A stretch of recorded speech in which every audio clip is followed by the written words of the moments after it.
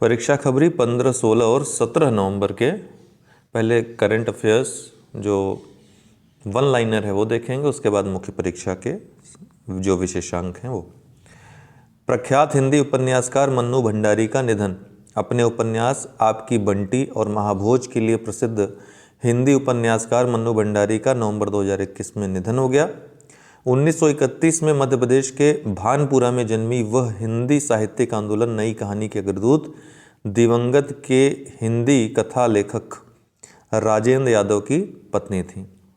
उनके प्रसिद्ध उपन्यास यही सच है को 1974 में एक फिल्म रजनीगंधा में रूपांतरित किया गया था। इतना याद रखिए मन्नू भंडारी कौन था। केंद्रीय मंत्री डॉक्टर जितेंद्र सिंह ने किया टेक न्यू या न्यू एट 75 का उद्घाटन। केंद्रीय विज्ञान और प्रौद्योगिकी मंत्री डॉक्टर जितेंद्र सिंह ने 15 नवंबर 2021 को टेक न्यू या न्यू एट 75 का उद्घाटन किया। यह विज्ञान प्रौद्योगिकी नवाचार के प्रभाव को उजागर करने वाला एक वर्ष का उत्सव है। उन्होंने बताया कि सरकार 2022 के अंत तक एसटी के लिए अर्थात अनुसूचित जनजातियों के लिए देश के विभिन्न हिस्सों में 30 विज्ञान प्रौद्योगिकी नवाचार हब स्थापित करेगी। सऊदी अरब ने लॉन्च किया दुनिया का पहला गैर लाभकारी शहर। तो Saudi crown Prince Mohammed bin Salman ने 14 नवंबर 2021 को दुनिया के पहले गैर लाभकारी शहर की स्थापना की घोषणा की। यह शहर विश्व स्तर पर गैर लाभकारी क्षेत्र के विकास के लिए एक मॉडल होगा और युवाओं और स्वयंसेवी समूहों के साथ साथ स्थानीय और अंतर्राष्ट्रीय गैर लाभकारी संस्थानों के लिए एक इनक्यूबेटर होगा। इसे prince Mohammed Salman non profit city कहा जाएगा। क्या कहा जाएगा? Prince Mohammed bin Salman non profit city. विश्व बैंक और एशियाई विकास बैंक ने we power India partnership forum का उद्घाटन किया। तो we power India partnership forum 9 नवंबर 2021 को एक वर्चुअल प्लेटफॉर्म के माध्यम से आयोजित किया गया है। विश्व बैंक और एडीबी ने एशियन डेवलपमेंट बैंक ने मिलकर किया है we power India partnership forum. इसे भारत में पावर सेक्टर प्रोफेशनल नेटवर्क में दक्षिण एशिया की महिलाओं को बढ़ाने के लिए लॉन्च किया गया था। इसमें 168 प्रमुख ऊर्जा क्षेत्र के हितधारकों ने भाग लिया। यह कार्यक्रम विश्व बैंक और एशियाई विकास बैंक द्वारा इंडिया स्मार्ट ग्रिड फोरम के सहयोग से आयोजित किया गया था। उत्तर प्रदेश की पहली निजी क्षेत्र की रक्षा विनिर्माण सुविधा का उद्घाटन। तो उत्तर प्रदेश को 14 नवंबर 2021 को अपनी पहली परिचालित निजी क्षेत्र की रक्षा विनिर्माण सुविधा मिली। इसका उद्घाटन कहाँ किया गया? तो लखनऊ में केंद्रीय रक्षा मंत्री राजनाथ सिंह ने किया। एरोली टेक्नोलॉजीज लिमिटेड की नई एरोस्पेस और रक्षा निर्माण सुविधा पीटीसी इंडस्ट्रीज की पूर्ण स्वामित्व वाली सहायक कंपनी है। यह विमान के इंजन, हेलीकॉप्टर के इंजन आदि का निर्माण करेगा। तो लखनऊ में स्थापित हुआ है, ध्यान रखिएगा, प्रश्न आ सकता है। ऑस्ट्रेलिया ने न्यूजीलैंड को हराकर जीता T20 विश्व कप। तो एरोन फिंच की कप्तानी में ऑस्ट्रेलिया ने न्यूजीलैंड को 8 विकेट से हराकर 14 नवंबर 2021 को अपना पहला T20 विश्व कप जीत लिया। आपको पता है ये पहला ऑस्ट्रेलिया का T20 खिताब है। 173 रन के लक्ष्य को प्राप्त करते हुए ऑस्ट्रेलिया ने 7 गेंद शेष रहते मैच जीत लिया। डेविड वार्नर को उनकी शानदार बल्लेबाजी के लिए T20 वर्ल्ड कप 2021 के लिए प्लेयर ऑफ द टूर्नामेंट चुना गया। उन्होंने 7 मैचों में कुल 289 रन बनाए। तो न्यूजीलैंड को हराया फाइनल में, ये भी याद रखिएगा। जीता तो ऑस्ट्रेलिया, हारा न्यूजीलैंड। जो लोग क्रिकेट में रुचि नहीं रखते उनको इतना नहीं पता रहता है, बाकी तो क्रिकेट के दीवानों को तो क्या कहना, एक एक रन कौन खिलाड़ी किसने बनाया, कितना कितना विकेट लिया, सब मालूम रहता है। पीयूष गोयल ने दिल्ली में 40वें भारत अंतर्राष्ट्रीय व्यापार मेले का उद्घाटन किया। कहाँ पर? दिल्ली में 40वां भारत अंतर्राष्ट्रीय व्यापार मेला किसने उद्घाटन किया? पीयूष गोयल ने। तो भारत अंतर्राष्ट्रीय व्यापार मेला 2021 का उद्घाटन वाणिज्य और उद्योग मंत्री पीयूष गोयल ने 14 नवंबर 2021 को नई दिल्ली में किया था। मेला आत्मनिर्भर भारत विषय पर केंद्रित है। बिहार पार्टनर राज्य है जबकि उत्तर प्रदेश और झारखंड फोकस राज्य हैं। मेला आत्मनिर्भर भारत पर विषय पर केंद्रित है, ध्यान रखिएगा। किस पर?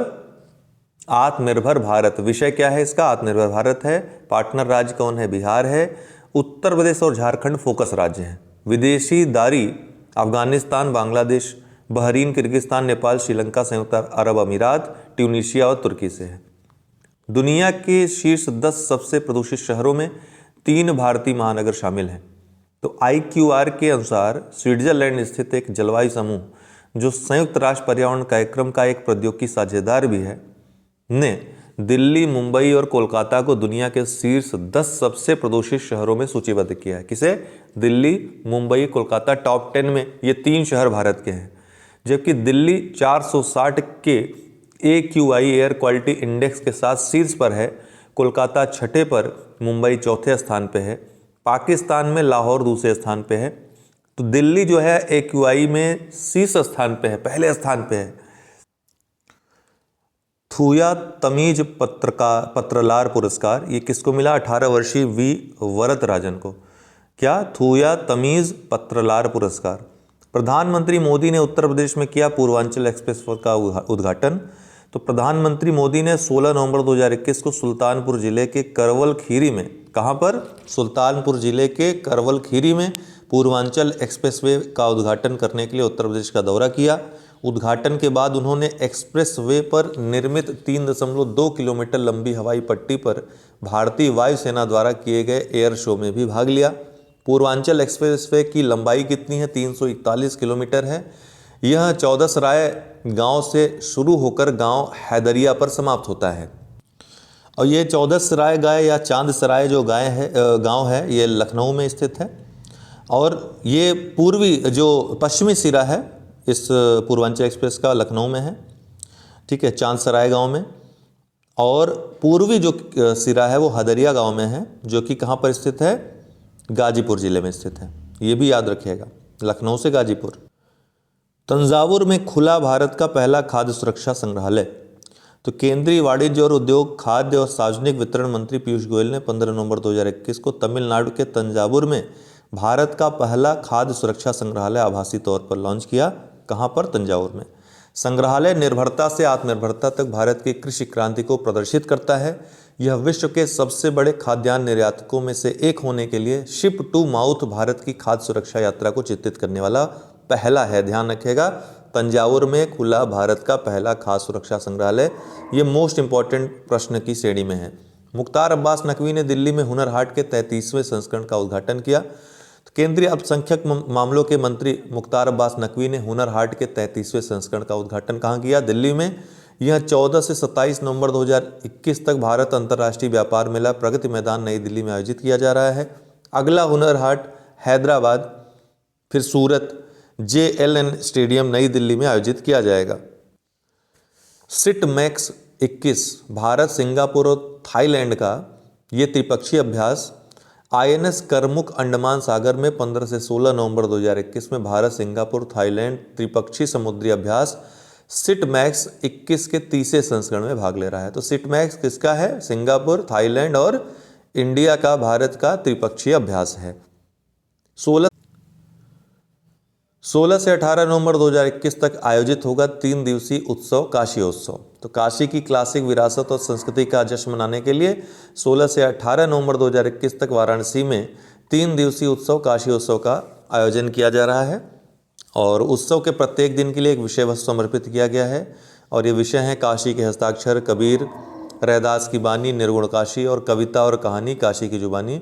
ये 3 विषय 3 दिनों के लिए अलग अलग चुने गए हैं। IGNCA इंदिरा गांधी राष्ट्रीय कला केंद्र कार्यक्रम की मेजबानी कर रहा है।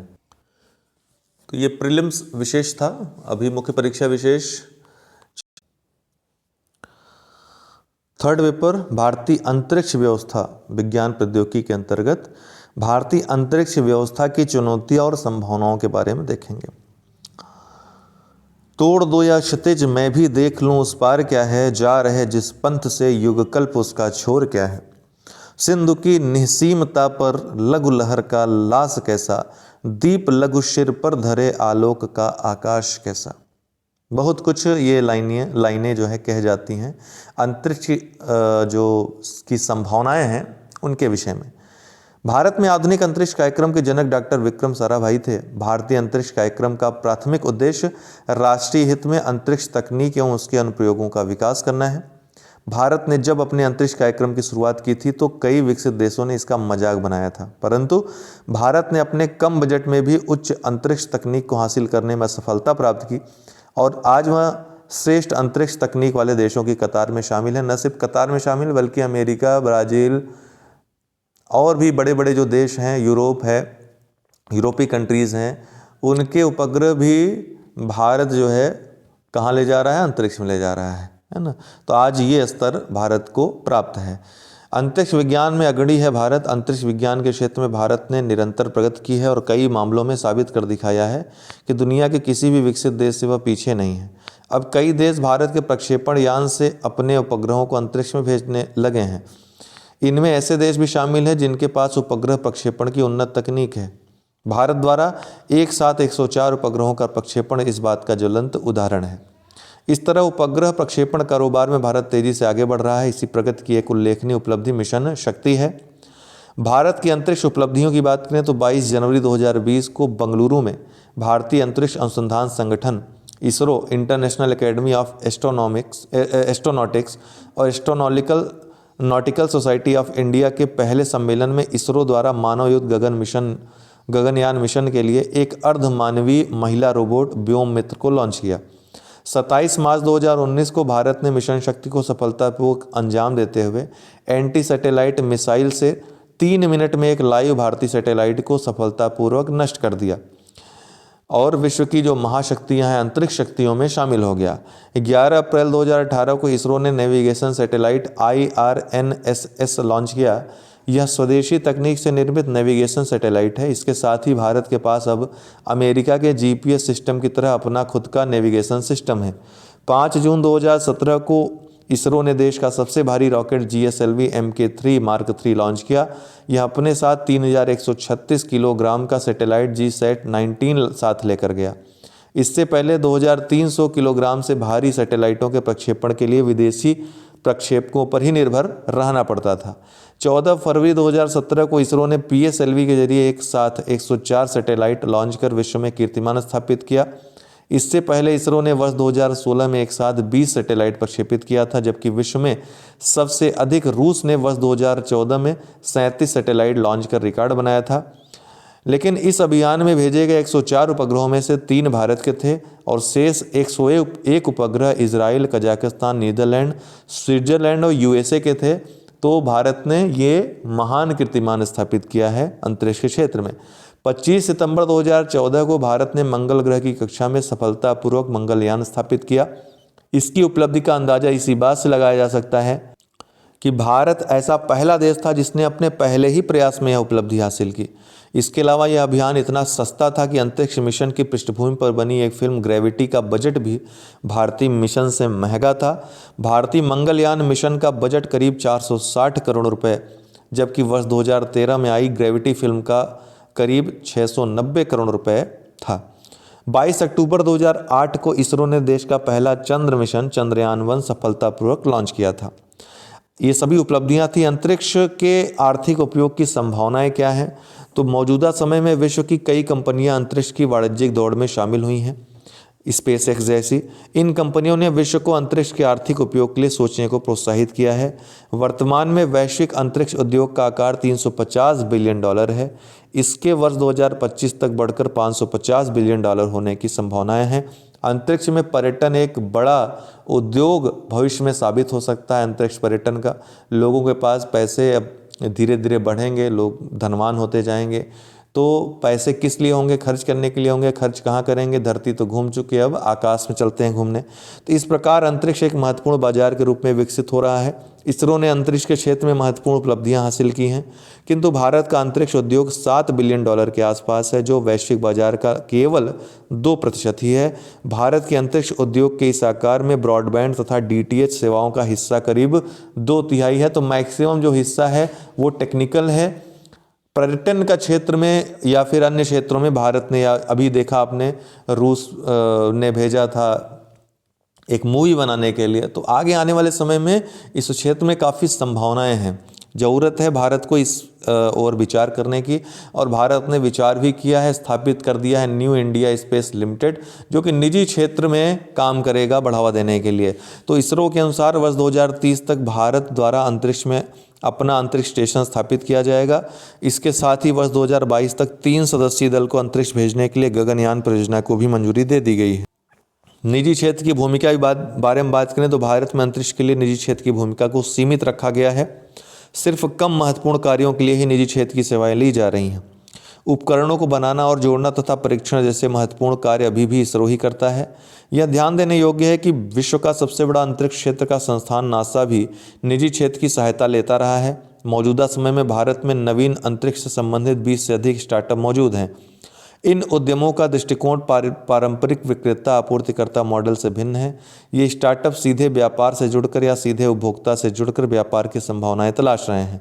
जिस प्रकार विभिन्न स्वतंत्र ऐप निर्माताओं को सीधे एंड्रॉयड और एप्पल प्लेटफॉर्म में प्रवेश की अनुमति दी गई, इसने स्मार्टफोन के उपयोग में क्रांति को जन्म दिया। इसी प्रकार अंतरिक्ष क्षेत्र में निजी क्षेत्र को स्थान देकर इस क्षेत्र की संभावनाओं में वृद्धि की जा सकती है तथा यह भारत के दृष्टिकोण से भी लाभकारी होगा। अंतरिक्ष कार्यक्रम के समक्ष चुनौतियां क्या हैं? तो भारत के पास एस्ट्रोनॉट्स को प्रशिक्षित करने तथा मानव अंतरिक्ष उड़ान के लिए लॉन्च व्हीकल की उन्नत तकनीकों का अभाव है। Launch vehicle, launch crew module, space capsule, re entry technology, life support system, space suit आदि अभी विकास की प्रक्रिया में हैं। मानव अंतरिक्ष उड़ान के लिए श्रीहरिकोटा स्थित सतीश धवन अंतरिक्ष केंद्र की तकनीकी दक्षता बढ़ाने की आवश्यकता है। Polar satellite launch vehicle PSLV और geosynchronous satellite launch vehicle GSLV 2 भारतीय प्रक्षेपण यान हैं जो उपग्रह और मॉड्यूल को अंतरिक्ष में लॉन्च करने के लिए तैनात किए गए हैं, जो अभी तक मैन रेटेड शून्य विफलता वाले लॉन्च व्हीकल की सुरक्षा और अखंडता को मापने के लिए प्रयोग किया जाने वाला जो शब्द है उस पर नहीं आते हैं, मतलब मैन रेटेड नहीं है, इनकी कोई गारंटी नहीं है। भारत के लिए इसरो का महत्व, तो स्थापना के पश्चात भारत के लिए इसरो ने कई कार्यक्रमों और अनुसंधान को सफल बनाया है।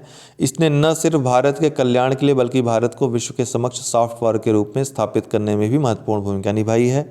देश में दूरसंचार, प्रसारण और ब्रॉडबैंड अवसंरचना के क्षेत्र में विकास के लिए इसरो ने उपग्रह संचार के माध्यमों से कार्यक्रमों को चलाया। इसमें प्रमुख भूमिका इनसैट और जीसैट उपग्रहों की रही। वर्तमान में भारत संचार सेवाओं के लिए 200 से अधिक ट्रांसपोंडरों का उपयोग कर रहा है। इन उपग्रहों के माध्यम से भारत में दूरसंचार, टेलीमेडिसिन, टेलीविज़न, ब्रॉडबैंड, रेडियो, आपदा प्रबंधन, खोज और बचाव अभियान जैसी सेवाएं प्रदान करना संभव हो पाया है। भारत में इसरो की दूसरी महत्वपूर्ण भूमिका भू पर्यवेक्षण अर्थ ऑब्जर्वेशन के क्षेत्र में रही। अभी आपने देखा EOS-3 को भारत ने सफलतापूर्वक भेजा था। तो भारत में मौजूद पूर्वानुमान, आपदा प्रबंधन, संसाधनों की मैपिंग करना तथा भू पर्यवेक्षण के माध्यम से नियोजन करना आदि के लिए भू पर्यवेक्षण तकनीक की आवश्यकता होती है।